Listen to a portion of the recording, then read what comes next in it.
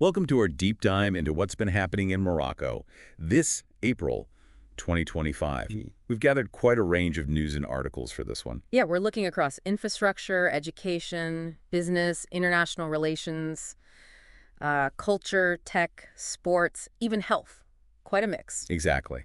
The goal is to pull out the really interesting bits, give you the key insights without you having to wade through everything yourself. Hopefully you'll get a clear picture and maybe learn a few surprising things along the way. Sounds good. So where should we start? Maybe infrastructure and the economy? There's usually a lot going on there. Good idea. And there definitely is this month. The big headline is the launch of the Kénitra-Marrakech high-speed rail project, the LGV. Ah, yes, the next phase. That's a pretty significant undertaking. We're talking about, what, roughly 430 kilometers of new line? That's right. And the investment is substantial, 53 billion dirhams. And that's excluding the trains themselves, the rolling stock.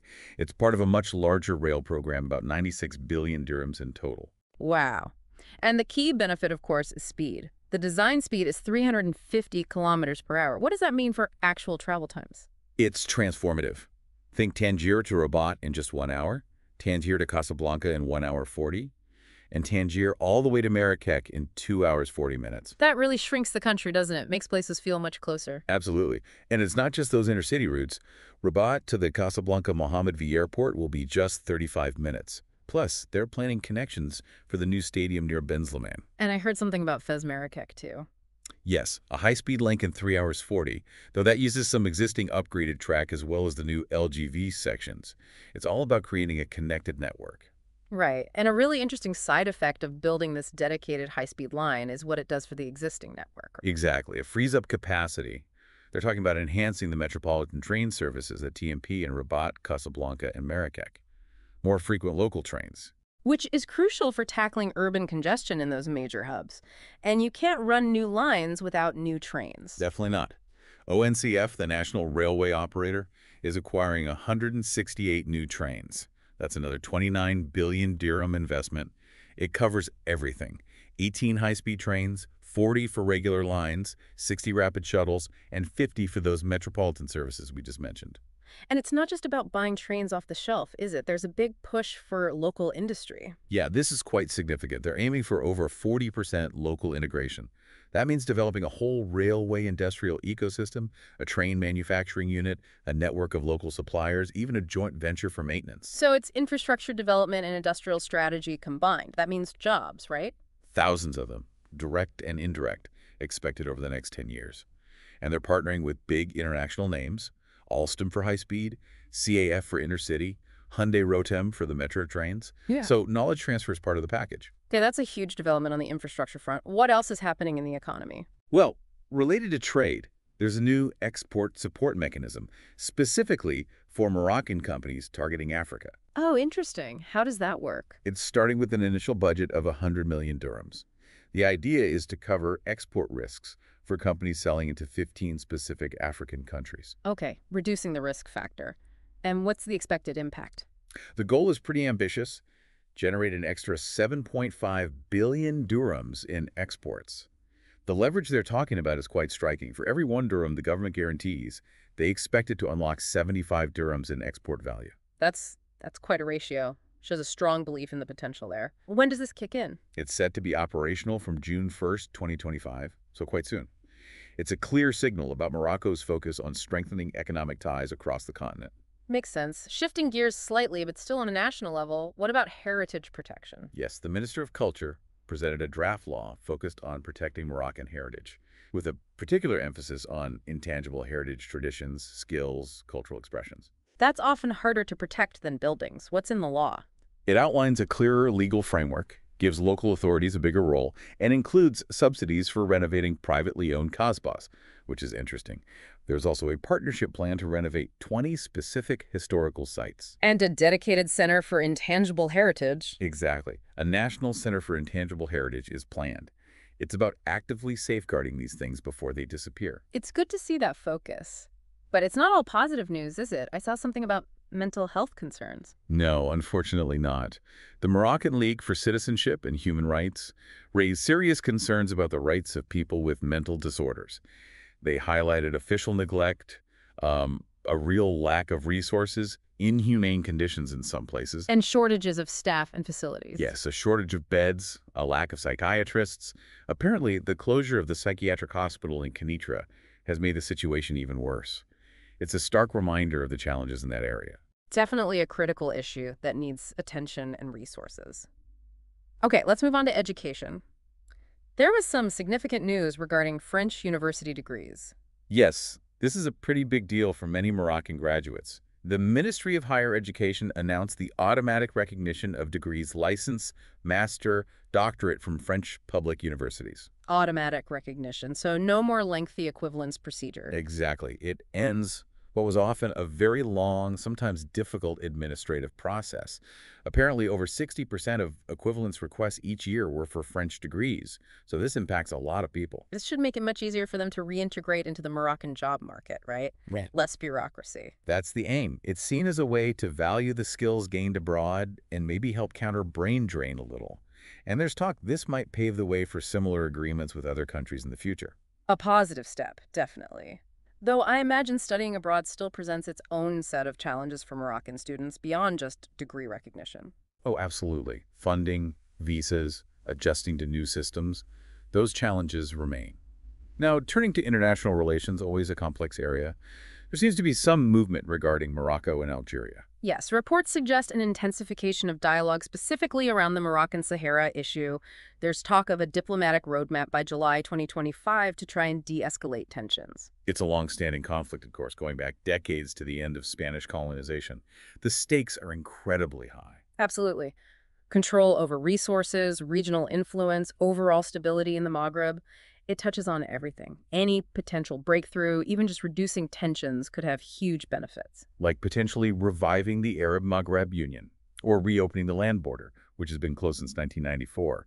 That alone would be massive for trade and also for families split across the border. There was an international crisis group report suggesting even a partial compromise could boost regional economic growth by potentially 2% by 2030. It shows what's at stake economically. It does. Though, comparing it to something like the Kashmir conflict highlights how deeply entrenched these situations can become. A long-term solution is still very uncertain. Very true. Deep historical positions on both sides make it incredibly complex. Elsewhere, internationally, tensions seem high in the Middle East, particularly concerning Israel and Iran. Yes, quite a bit of noise there. Reports surfaced, I think, via Reuters, about Israeli officials threatening a limited strike against Iranian nuclear facilities, possibly by late spring or summer. But at the same time, there were reports, AP mentioned talks in Muscat and Rome, suggesting some progress in U.S.-Iran negotiations. It seems like parallel tracks are happening. Expert-level talks were apparently ongoing.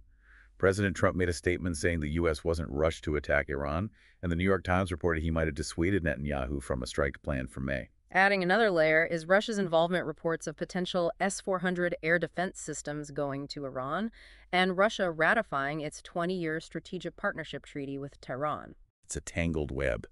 Some analysts are suggesting Netanyahu's tough stance might be partly a diversion from his domestic political issues. And there are signs of internal dissent within Israel too, aren't there? Reports of reservists, former military chiefs, even ex-Mossad heads petitioning for an end to the Gaza war and the return of hostages. Yes, and then you had that very controversial statement from Finance Minister Smotrich saying the return of hostages isn't the most important thing, which caused a huge backlash. Meanwhile, reports suggest Hamas still retains significant fighting strength, maybe 20,000 fighters, and Iranian negotiators seem to be holding firm that dismantling their enrichment program isn't on the table with the U.S. It underscores just how volatile and unpredictable that whole situation remains. Let's shift to something hopefully a bit lighter culture. Okay. What's happening on the cultural front in Morocco? Well, quite a fascinating partnership was announced between Morocco and UNESCO. They're collaborating on a global culinary atlas. A culinary atlas, what does that entail? The aim is to document and preserve culinary traditions from all around the world. It's part of UNESCO's push to safeguard intangible cultural heritage, recognizing food as a key part of cultural identity and sustainable development. That sounds like a massive but really valuable project. When might we see something from it? The first version is expected around 2027. The focus is really on traditional food practices, how they connect generations, and the threats they face from globalization and climate change. Working with local communities will be key. A great initiative. Any other cultural highlights? Yes, a Moroccan woman, Hajar Younes, won first prize at an international Quran recitation competition in Jordan. On the publishing side, there was a nearly 7% increase in book publications in 2023-2024. Mostly Arabic language, I assume. Predominantly, yes, with novels being the most common genre. Production in Amazi is still quite low, only 57 titles reported. Publishing is also very concentrated in the Rabat-Casablanca axis. And are most authors Moroccan? Yes, mostly Moroccan men, actually. Interestingly, though, 551 titles by Moroccan authors were published abroad, showing some international reach. Sadly, the music world lost Mohsin Jamal, a renowned singer and outmaster, at the age of 77. He was known for songs like Zine Eftaltin. Ah, a loss for Moroccan music. Any film or live events? A Franco-Japanese animated film, Anzu Chafontom, was released. It deals with themes of grief and resilience. Comedian Amin Radi's show drew huge crowds in Casablanca. And I saw something about classical music. Yes, the Polish embassy launched a Chopin season in Morocco, with concerts planned starting May 1st. And Essuriers Pontal Musical des Aïnizes Festival in early May is set to honor Brahms. Looking ahead, Mexican singer Lila Downs is confirmed for the Malwazine Festival in June. Quite a vibrant scene. What about traditional crafts? Big news there, too. They're close to distributing 300,000 professional cards to artisans under a law aimed at formalizing the sector. Currently, only about 420,000 are officially registered out of an estimated 2.5 million artisans. So this gives them official status. What are the benefits? Access to fairs, social benefits, potentially aid for transport and housing. And alongside this, there's a new framework agreement to digitalize the artisan sector, providing tools for online sales, promotion, e-payments, and maybe easier access to loans. Modernizing tradition, essentially. Makes sense. Okay, how about lifestyle trends? Anything catching your eye? Well, Morocco got some nice exposure on an Irish TV travel show called Tagax Tay Still. They did episodes on Tangier and Marrakech, showcasing that blend of old and new. Nice publicity. Any other lifestyle bits? The Northern Irish designer Jonathan Anderson, who's quite a big name, was appointed to design the next Dior home menswear show. A Moroccan pastry chef, Youssef El Gatou, made it into the Guinness World Records for the longest strawberry fraisier cake. A world record for cake. Love it. And maybe less delicious, the TikTok trend for Dubai chocolate. That very rich pistachio-filled one apparently caused a global pistachio shortage for a while. Shows the power of social media trends. Crazy. And some local events, too. Yes. Tagazout Bay is hosting a comedy night, Tag a Comedy, and a music night, Tag Music, featuring an Edith Piaf tribute in early May. Okay, let's switch to technology. The big buzz seems to be about 5G. Yes, it's official now. The plan is to launch 5G commercially in Morocco in November 2025, just before the Africa Cup of Nations football tournament kicks off there. Timing it for a major event, where will it be available initially? The first phase targets major cities. The broader plan, under Digital Morocco 2030, aims for 25% population coverage by the end of 2025, 70% by 2030, and eventually national coverage, especially with the 2030 World Cup co-hosting duties in mind. And the operators are getting ready. Oh, yes. Maroc Telecom, INWI. They're preparing for technical tests and getting the frequency allocations sorted. Interestingly, Maroc Telecom and INWI have formed a strategic alliance to share infrastructure, a tower co for 5G towers and a fiber co for fiber optics. That should accelerate deployment. Smart move to pool resources. And Maroc Telecom also boosted speeds. Yeah, they doubled their fiber optic internet speeds for existing customers for free, effective from April 20th. Nice bonus for users. Good timing. Any other tech news snippets? A few quick ones. Netflix is looking at generative AI to improve search. Google Photos is rolling out an Ultra HDR effect for older pictures. Some Android phones are getting a bypass charging feature to save battery health during gaming. That bypass charging sounds useful for gamers. Could be. There are potential supply chain issues looming for the iPhone 17 due to a specific fiberglass component. Instagram is using AI to try and identify underage users pretending to be adults.